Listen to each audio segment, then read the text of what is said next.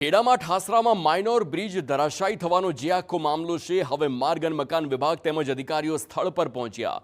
ચિતલાવથી સરદારપુરાને જોડતો બ્રિજ 70 વર્ષ જૂનો હોવાની માહિતી છે. બ્રિજના પિલર પાસે ધોવાણ થતા બ્રિજ જમીનદોઝ થયાની આશંકા.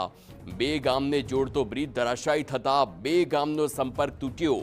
મહી કેનાલમાંથી પાણીના નિકાલ માટે કાંસ પર બનાવાયો હતો બ્રિજ ધરાશાયી થયાનો વિડીયો સોશિયલ મીડિયા પર વાયરલ.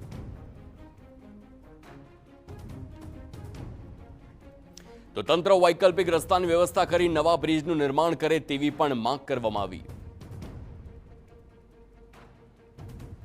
તો આ ધરાશાયી થયેલા બ્રિજના આ દ્રશ્યો આપની સ્ક્રીન પર છે. માઇનોર બ્રિજ છે કે જે લાંબા સમયથી બિસ્માર હાલતમાં હોય અને અનેક વખત રજૂઆત પણ કરાઈ હોય આ બ્રિજના સમારકામ માટે, પરંતુ તેમ છતાં સમારકામ ન થયું.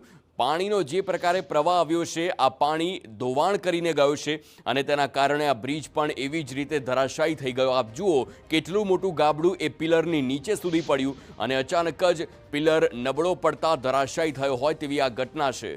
તો આ બ્રિજને લઈને અનેક સવાલો છે જે ઘૂંટાઈ રહ્યા છે. પિલ્લર પાસે ધોવાણ છતાં તંત્ર અજાણ હતું.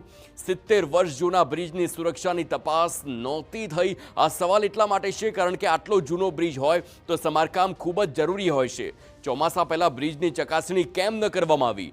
બ્રિજ ધરાશાયી થવા પાછળનું મુખ્ય કારણ શું હોઈ શકે? આ સવાલ થઈ રહ્યા છે. પરંતુ અત્યારે બ્રિજ નબળો હોય, વર્ષો જૂનો હોય, સમારકામ ન થયું હોય, તેની તકેદારી ન રખાઈ હોય તેવું અત્યારે આ દ્રશ્યો જોઈને લાગી રહ્યું છે. પરંતુ હવે જ્યારે આ બે ગામનો જે વૈકલ્પિક માર્ગ જ ખોરવાયો છે, ત્યારે જોવાનું એ રહેશે કે આ બ્રિજનો વૈકલ્પિક માર્ગ હવે કયો અપનાવવો પડે છે. કારણ કે આવું ઘણી વખત બનતું હોય છે કે જ્યારે બે ગામને જોડતો એક રસ્તો ધોવાણ પામતો હોય તો એ તમામ લોકોને કિલોમીટરો લાંબો ફેરો કરવાનો વારો આવતો હોય છે અને અત્યારે પણ અહીં આવી જ પરિસ્થિતિ સર્જાય તેવી શક્યતા